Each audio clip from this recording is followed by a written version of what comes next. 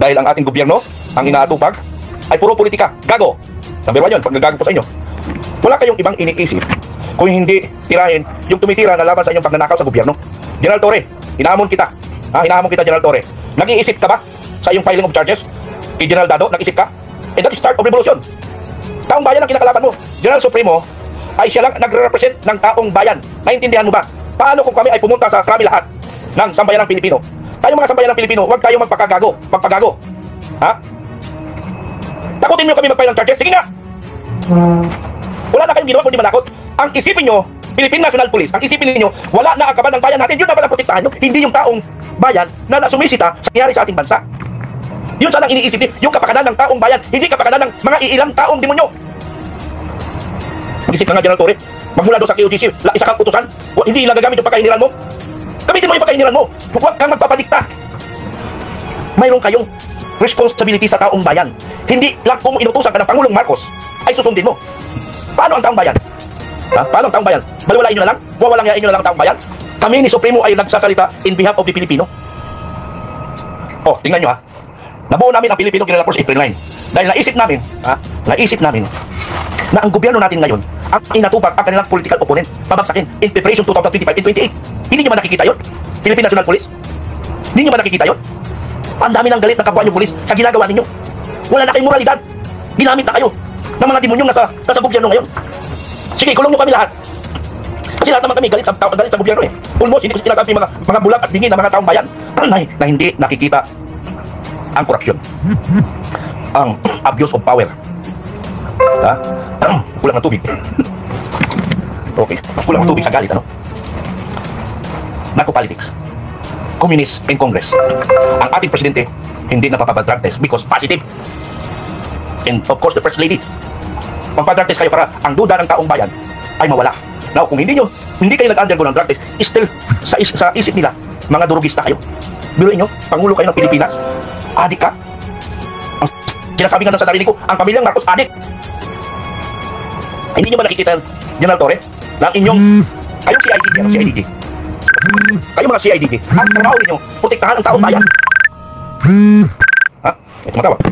Protektahan nyo ang taong bayan. Bantayan nyo ang ating kabanang bayan. Ang komunista nasa Kongreso na. Naimbestigahan nyo ba yun? Alam nyo bang nangyayari? Baka pagdating ng panahon hindi kayo naman ang unahing papatayin Kasi kami, retired na kami. Pag na-take over, unang pupugutan ng ulo, kayo mga pinuno ng kapulisan at kasundaluhan. Dahil kayo ang unang kalaban nila. Hindi nyo ba naisip yun? Bakit hindi kayo mag-focus sa ganung problema? Bakit nakapokus kayo sa mga nagsasalita laban sa gobyerno na tiwali? We are a democratic country. May kalayaan kayo magsalita. Anong ikakaso mo, Torre? Anong ikakaso mo? May ginawa bang kasos pa laban sa'yo? O what I mean, may mga salita laban sa'yo? O marami kami sinabi sa KOGC, ang yabang mo, may tubig ka pa ng Armalite? Ako nga, sa kagubatan, naglalakad ako, 45 lang, lagang matapang kayo isa. Na lang, wala na silang kapangyarihan, wala na silang karapatan magsalita. Nalawagan ako sa PNP leadership. Bakit? Active ito si Grildo. Wala problema kay General Wilkins Villanueva. Retired na wala na kayo pakialam. Pero yung mista niya, yung mista niya, nag-aanda na sa inyo. Pagtutuloy kayo dyan, sa Congress. Nag-iisip ang mista ni General Villanueva. Pag tinuli kayo dyan sa Congress, ay wag ko lang. Galitin nyo pa, galitin nyo. Bakit? Colonel Grildo, na mabait na police officer, na nagserbisyo ng ilang taon na, more than 25 years in the service. Tapos gaganunin na lang ninyo, ayaw na sa Congress, paikot-ikot lang na kaso. Doon pa na, alam mo, General Torre, ikaw isang general ng PNP na sunod-sunuran. Wala kang panindigan sa sarili. Para tulad ni General Lupina, sa PGMC, sunod-sunuran lang siya, hindi siya nanindigan, kahit binabatikos na siya, ayon pa rin siya. Wala problema kasi general. Kunyet ang pagka-general niya, wala namang kami. I'm sorry for my words, kasi nga yan ang totoo. Yan ang totoo. Delikado, mawala ka ng picture, delikado ipaklo ka, putang ina.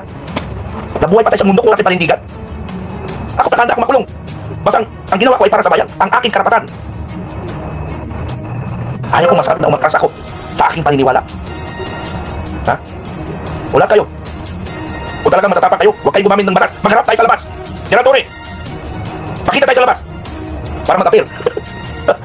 Pakinggan mo. Tapang mo lang kasi may tao ka. Subukan mo dalawa tayo. Makita tayo. Or magdebate tayo. Ano suntukan? Ilang taon na ba? Siguro mayroon kang 54 years old. O pwede, 10 years difference. Kaya pa yan. General Torre, pulis ka na sunod-sunuran. Nako, pag nakarap mo si Supremo, baka kaliwang suntok sa'yo, lumantad ka. Hinamon kita, General Torre. Alisin mo yung uniform, magsuntukan tayo. Ang ina, pulis ka, sunod-sunod ka sa mga congressman. Bakit? Sino ba may hawak batas? Susunod ka sa kanila? Sino nagutos sa'yo? Si Marcos? Si Tamalos-Los? Pwede ba yung gano'n? Pag-utos yung presidente at pag-utos yung Congress? Di ba may sariling command, may sariling disposition ang Philippine National Police?